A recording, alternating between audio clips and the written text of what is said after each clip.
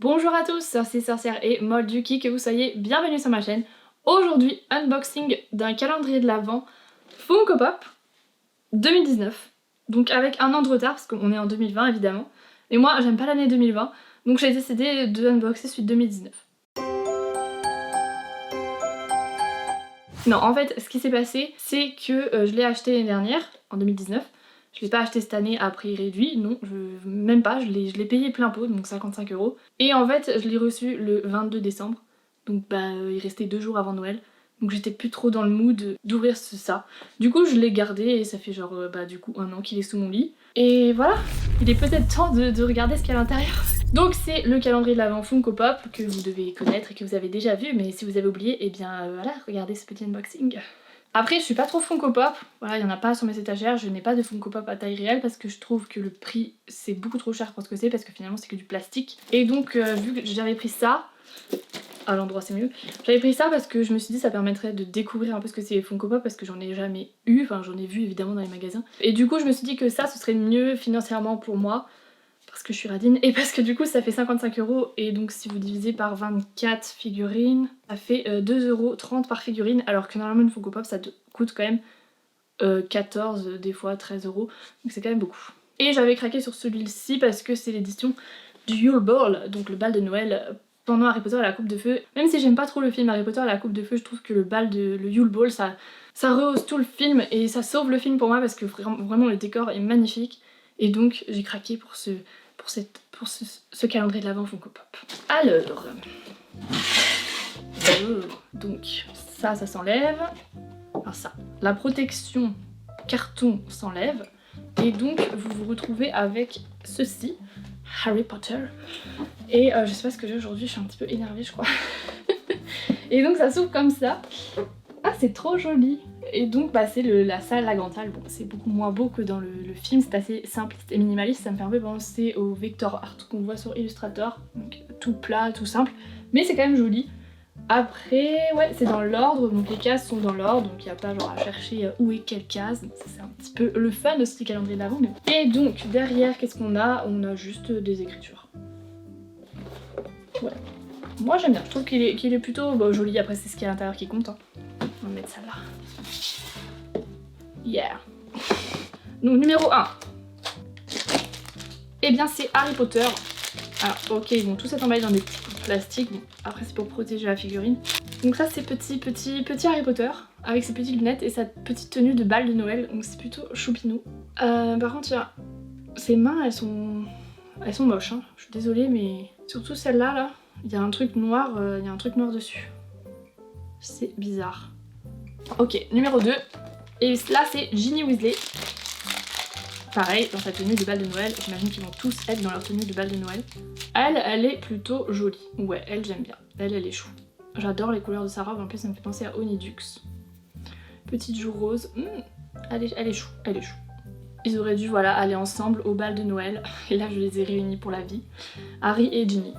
Voilà. Ensuite, numéro 3. Ça doit être Fleur. Oui, c'est Fleur de la cour. Flurk. Un des personnages vraiment sous-exploité dans les livres, que j'adore parce qu'en plus elle est française. Et là elle est dans sa petite tenue de bal de Noël quoi, sans surprise hein. Ouais, elle est plutôt chou. Elle a ses petites boucles d'oreilles, un petit, je sais pas trop comment ça s'appelle, dans les cheveux. Ouais, elle est plutôt chou. Par contre elle a pas de... Ouais, ils ont pas de pieds. Elle a pas de pieds. Ginny elle a des pieds, mais elle a pas de pieds. J'ai oublié de dire numéro 4. C'est numéro 4. C'est Viktor Krum. Ok, lui j'aime pas trop ses cheveux, ils sont tout plats. Enfin, il y a pas de texture quoi, c'est juste de la peinturée sur son crâne. Il n'y a pas de relief, voilà, il n'y a pas de relief, il n'y a pas de texture sur ses cheveux, j'aime pas. Mais sinon, sa tenue est plutôt bien faite. Et lui, il a des pieds. Donc là, on a eu 3 des champions, Harry, Fleur et Krum. Donc il reste plus que Cédric Diggory comme champion. J'espère qu'il est bien dans ce petit calendrier, parce que Cédric Diggory... Bref. Numéro 5... Ce n'est pas Cédric Diggory, c'est Minerva McGonagall. Donc Minerva McGonagall avec son petit chapeau. Elle a pas une plume, elle a des plumes, mais je trouve qu'elles sont pas très bien faites. Mais sinon, après sa robe, très jolie.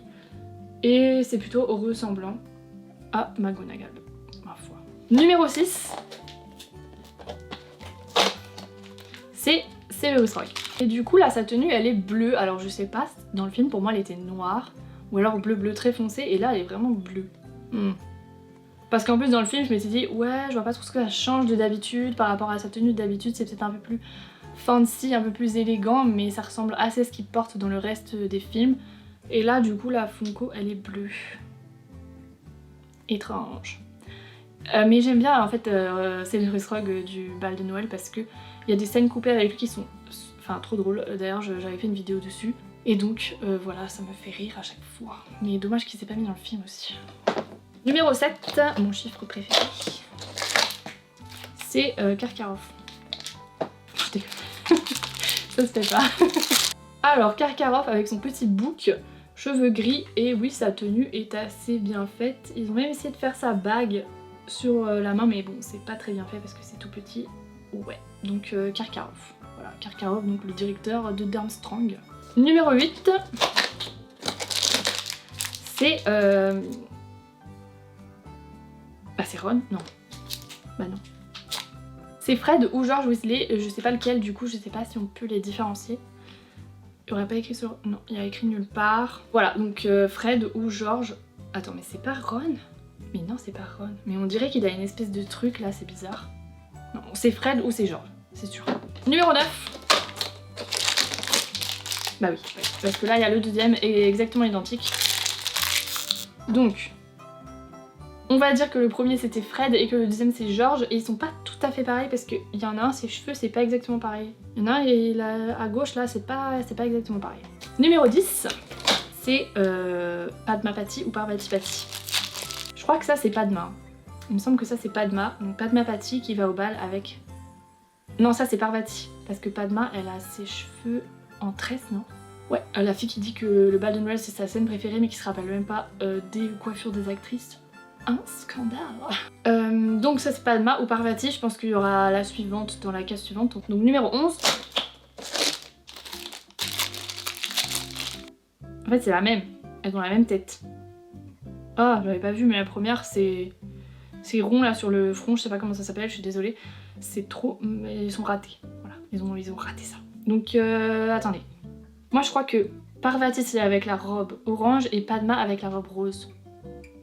Ou l'inverse du coup, mais je sais pas. Donc on a eu les jumeaux Weasley et ensuite on a les jumeaux, enfin les jumelles Patty. Ensuite numéro 12, Cho Chang. Donc toujours pas de Cédric Diggory, il se fait attendre. Et là c'est Cho Chang avec sa... Moi j'aimais bien sa robe. Je trouve qu'elle était très jolie, mais là bah, elle est abîmée quoi. Il y a du noir là derrière, c'est pas beau. Mais sinon devant ça va. Avec son petit papillon dans les cheveux, ouais, plutôt mignonne. Numéro 13. Toujours pas Cédric Diggory, puisque c'est Madame Maxime. Hop. Madame Maxime, est-ce qu'elle est plus grande que les autres? Ouais, elle est un tout petit peu plus grande que les autres figurines, puisque bah, censément dans le film et dans le livre, c'est une demi-géante ou géante, et du coup, elle est plus grande que les autres personnages. Et donc là, elle est plutôt stylée. Ouais, et la robe, j'adore. J'adore sa tenue en fait. J'adore parce que sa robe est rose et j'adore les roses. Et bref, je sais pas, je pète un câble aujourd'hui. Bon bref, Madame Maxime. Numéro 14, c'est Rusard. Rusard et évidemment son chat. Comment il s'appelle déjà? Madame Norris. Le chat est pas très bien fait là, on voit juste 2 points rouges sur une tête un peu bizarre. Mais sinon, Rusard... Bof, hein. Bah voilà quoi, Rusard. Je sais pas si c'était utile de le mettre dans cette boîte, il y a peut-être d'autres personnages qui sont prioritaires avant lui, mais... Numéro 15... Ah, ça c'est Ronald Weasley. Ça, je reconnais la dentelle. Oui, donc là, Ronald Weasley avec sa magnifique tenue de bal, n'est-ce pas? Ouais, voilà, Ronald Weasley. Écoute, et je sais pas quoi dire de plus à ce stade-là, hein, c'est des mini-figurines. Vraiment, je crois que je comprends pas l'intérêt des Funko, mais après, bon, c'est chacun collectionne ce qu'il veut, après tout. Hein. Numéro 16... C'est Maugrey Foleuil avec donc sa canne, il a même sa baguette, ouais, on dirait pas trop sa tenue de bal. Ah si, je crois que sa chaussure elle est pas pareille. Mais voilà, Maugrey Foleuil, enfin Barty Croupton Junior déguisé en Maugrey Foleuil pour être plus précise et plus exacte et plus véridique. Et numéro 17, Albus Percival Wulfric Brian Dumbledore, donc le professeur Dumbledore dans sa petite tenue de bal évidemment. J'adore son chapeau d'ailleurs pendant ce bal. qu'il est trop bien. Et du coup là je trouve qu'ils l'ont fait plutôt fidèlement. Les lunettes demi-lune elles sont bien mais elles sont pas transparentes, du coup ça fait un petit peu bizarre. Mais sinon il est plutôt bien réussi. Numéro 18. Ah, Cédric Diggory. On l'attendait. Bref, n'importe quoi. Donc Cédric Diggory qui malheureusement meurt à la fin de l'année. De la main de Cutver. Et c'est quoi là cette main d'ailleurs? Ah, ces mains elles sont trop mal faites. C'est juste des pâtés. Mais je sais pas, je comprends pas en fait, parce qu'il y a des figurines, les mains elles sont hyper bien faites et celui-là, ses mains c'est du pâté. C'est un gros pâté. Il n'y a pas de détails, il a pas de doigts. Voilà, il a pas de doigts. C'est une main de Playmobil. Donc non, Cédric Diggory, je suis déçue. Et puis la couleur de ses cheveux, c'est bizarre, c'est étrange. Non, Cédric Diggory, je ne valide pas. Voilà, désolée. Numéro 19, c'est Neville Londubat dans sa tenue de bal évidemment. Et pareil que Cédric Diggory, ses mains, c'est des mains de Playmobil et c'est trop moche. T'as pas de doigts mec. Bon après ses cheveux, j'aime bien mais ouais. Ah les Funko, j'ai des problèmes avec hein, genre. Il y a tout le temps des défauts là. Il n'y a pas une figurine parfaite dans ce calendrier. Oh, je paye ça 55 €, putain. Bon bah voilà, Neville Londubat, t'as des mains en pâte à modeler. Numéro 20, on essaye de rester positif. Drago Malfoy. Drago Malfoy.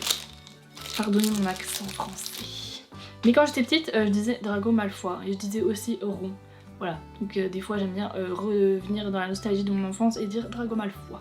Donc Drago Malfoy dans sa petite tenue de bal, et pareil, en fait c'est de pire en pire, ils ont tous, là ça fait 3 figurines, ils ont des mains toutes, voilà, sans détail. Sinon, bah voilà, les cheveux blonds patinent, c'est plutôt bien réussi, hein. Voilà, Drago Malfoy, que dire de plus, à part que t'as des mains bizarres. Numéro 21. Approche de Noël et en fait voilà, j'avais reçu mon calendrier le 21 ou le 22 du mois de décembre l'année dernière. Voilà. Et donc là c'est Hagrid. Hagrid qui a presque des doigts. Il y a un petit peu plus de détails quand même sur sa main. Sinon sa barbe et ses cheveux sont plutôt bien faits, je trouve que c'est plutôt fun. Et son petit costume est bien fait aussi. La petite cravate orange avec des pois. Et le petit costume marron absolument horrible et très moche. Mais bon, que voulez-vous, Hagrid c'est un garde-chasse à Poudlard, je suis pas sûre que son salaire lui permette d'acheter des super tenues de soirée. Puis bon, c'est pas comme s'il sortait tous les vendredis soirs pour faire la fête quoi. Numéro 22. Numéro 22, c'est encore une fois Ronald Weasley, mais cette fois sans sa cape en fait, juste avec sa chemise. Et son petit nœud papillon, et du coup là on voit pas ses mains parce qu'ils sont dans ses poches. Voilà, ils auraient pu faire ça avec tous les personnages, aucun problème, au moins on n'aurait pas eu des mains bizarres. Mais du coup c'est bizarre, du coup on a 2 fois Ronald Weasley. Ah, ils auraient dû mettre l'un ou l'autre et faire un autre personnage, je sais pas. Numéro 23, et on n'a toujours pas eu Hermione. Ah, bah justement. Hermione. Ouh. Voilà, ok, j'ai compris, en fait ils ont gardé tout le budget pour faire cette figurine. Parce que elle, ses cheveux, mais ils sont juste trop beaux, j'adore. Même les petits détails dans ses cheveux sont très bien faits. Ses mains ne sont pas bizarres, elle a des doigts. Voilà, elle est trop bien faite. Même sa robe, ouais, donc voilà, je vois ce qui s'est passé en fait. Ils ont vraiment gardé tout le budget pour faire celle-là et les autres... Voilà. Donc Hermione Granger dans sa tenue de bal qui est rose alors que dans le livre elle est bleue. Mais est-ce que ça me dérange? Non, on s'en fout. Le rose, c'est trop beau. Et numéro 24, la veille de Noël. Eh bien c'est Harry Potter, on était sûr que ça allait être un autre personnage qu'on avait déjà eu. Et c'est Harry Potter, pareil que Ron, sans sa veste en fait, juste avec sa chemise et un petit nœud papillon. Et ouais, voilà, il a ses lunettes. Lui, ses lunettes, elles sont transparentes par rapport à Albus Dumbledore qui n'était pas transparente, donc c'est pour ça que ça m'a fait bizarre. Et donc, oh, j'avais pas vu, il a sa petite cicatrice là. Ah bah sur celle-là, ah bah sur celle-là aussi, évidemment. Donc ça c'était la dernière case de ce calendrier de l'Avent, Harry Potter, pour bien terminer. De ce calendrier de l'Avent Funko Pop. Et du coup quand c'est ouvert, c'est moche. Mais on peut totalement garder. Faut juste réussir à fermer. Voilà, on peut totalement garder la boîte en déco pour ceux que ça intéresse. Je sais pas. Est-ce que je pourrais la mettre? Ok, alors mon avis c'est que je regrette pas du tout de ne pas avoir acheté celui de cette année parce qu'en fait je trouve que les figurines, il y a des petits défauts quand même sur pas mal d'entre elles comme vous avez pu le voir au long de cette vidéo. Et bon, pour 55 €, bon voilà, comme je dis ça faisait 2 € et quelques par figurine donc c'est pas non plus très cher. Mais quand on paye un produit, on s'attend quand même à avoir des choses à la hauteur et pas avec trop de défauts. En tout cas, j'espère que la vidéo vous a plu. Désolée, j'étais un petit peu surexcitée aujourd'hui. Je pense que c'est les effets calendrier de l'avant, mais finalement, vu que j'en achète pas d'autres, voilà, toute l'excitation c'était dans la vidéo d'aujourd'hui.